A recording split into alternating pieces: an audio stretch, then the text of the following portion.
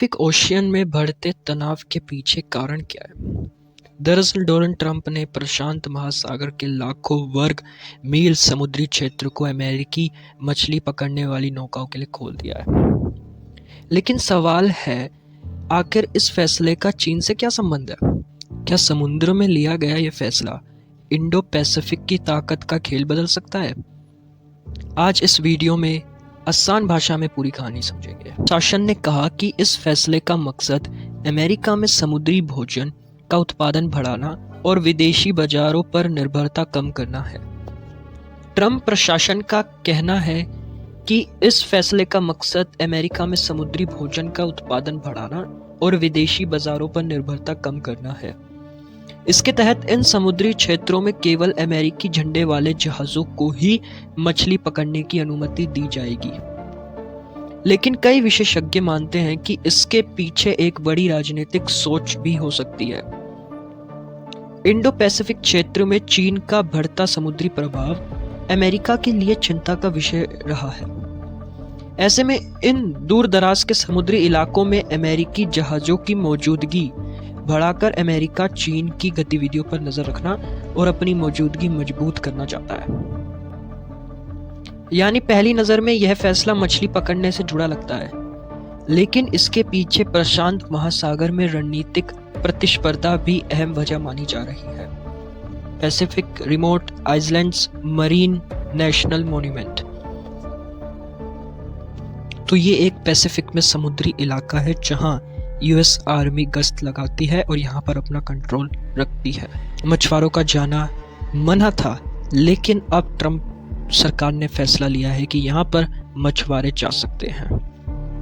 और इस इलाके को दोबारा खोलने के बाद अमेरिकी मछली पकड़ने वाले जहाज अब पहले से कई बड़े समुद्री इलाकों में काम कर सकेंगे।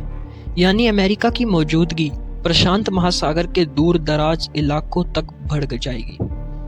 विशेषज्ञों का मानना है कि इससे अमेरिकी जहाज उन इलाकों तक पहुंचेंगे जहां चीन का विशाल फिशिंग बेड़ा पहले से सक्रिय रहता है। ऐसे में दोनों देशों के बीच समुद्र में प्रतिस्पर्धा और बढ़ सकती है।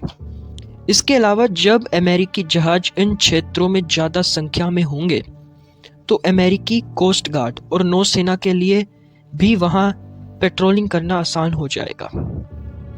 यानी यह फैसला सिर्फ मछली पकड़ने तक सीमित नहीं माना जा रहा है, बल्कि इससे प्रशांत महासागर में अमेरिका की रणनीतिक मौजूदगी मजबूत करने की दिशा में भी एक कदम माना जा रहा है। पापानामुआकुआ मॉन्यूमेंट हवाई द्वीप से लगभग 1200 मील उत्तर पश्चिमी तक फैला हुआ है।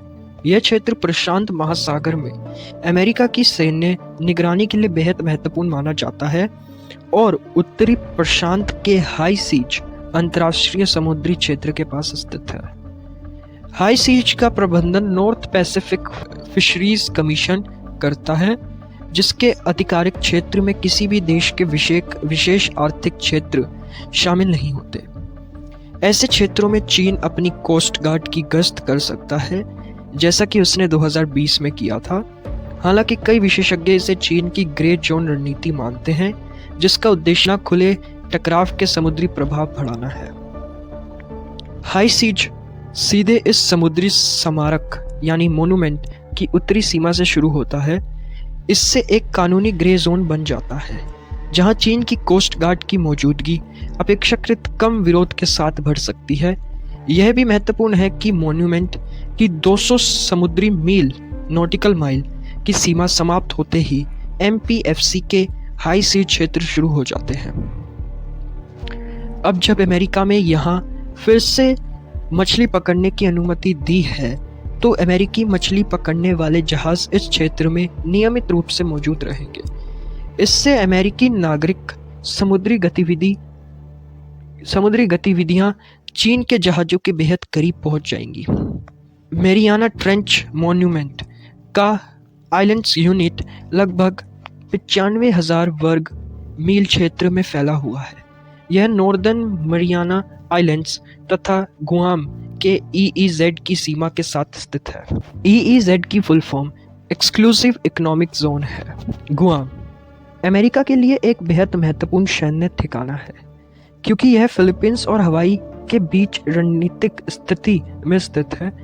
इस क्षेत्र में मछली पकड़ने की अनुमति मिलने से गुआम के आसपास नागरिक जहाज़ों की आवाजाही बढ़ेगी। यह इसलिए भी महत्वपूर्ण है क्योंकि गुआम और एनएमआई की समुद्री आपूर्ति श्रृंखला और सैन्य संसाधन एक दूसरे से जुड़े हुए हैं।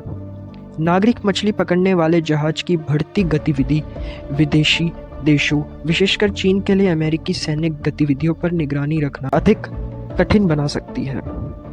इस तरह अमेरिकी जहाज भी अपेक्षित रूप से अमेरिका की समुद्री उपस्थिति को और मजबूत करेंगे।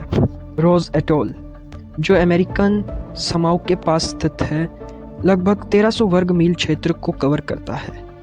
यह दक्षिण प्रशांत के उस हिस्से में स्थित है जहां चीन के मछली पकड़ने वाले जहाज लगातार अपनी गतिविधियां बढ़ा रहे हैं और कई छोटे द्वीप देशों के पास उन्हें रोकने की पर्याप्त क्षमता नहीं है। रोज एटोल फिजी, सोलोमन द्वीप और वनुआते के निकट है। इन तीनों देशों के साथ चीन ने हाल के वर्षों में निवेश और व्यापार से जुड़े महत्वपूर्ण समझौते किए हैं। अब तक इस क्षेत्र में अमेरिका की व्यावसायिक समुद्रिक मौजूदगी बहुत सीमित थी, लेकिन मॉन्यूमेंट को दोबारा खोलने के बाद अमेरिका की इस इलाके में मौजूदगी बढ़ेगी, जिससे चीन की बढ़ती समुद्री गतिविधि के सामने अमेरिका प्रभाव भी मजबूत होगा।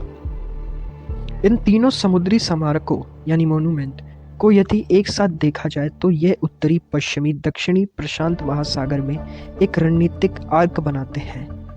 यही वह समुद्री मार्ग है जहां चीन पिछले कुछ वर्षों से अपना प्रभाव लगातार बढ़ाने की कोशिश कर रहा है। इसी कारण 11 जून को राष्ट्रपति ट्रंप द्वारा जारी की गई यह घोषणा केवल पर्यावरण नियमों में ढील देने की कहानी नहीं है, बल्कि एक महत्वपूर्ण जियोपॉलिटिकल रणनीति है। इस फैसले से अमेरिकी मछली पकड़ने वाले जहाज उन समुद्री क्षेत्रों में पहुंचेंगे जहां चीन लंबे समय से अपनी मौजूदगी बढ़ाता आ रहा है। हालांकि इस रणनीति की वास्तविक सफलता इस बात पर निर्भर करेगी कि क्या अमेरिका प्रशांत द्वीपीय देशों के साथ मजबूत साझेदारी बनाकर इन क्षेत्रों में अपनी उपस्थिति को स्थायी और प्रभावी बना पाते हैं।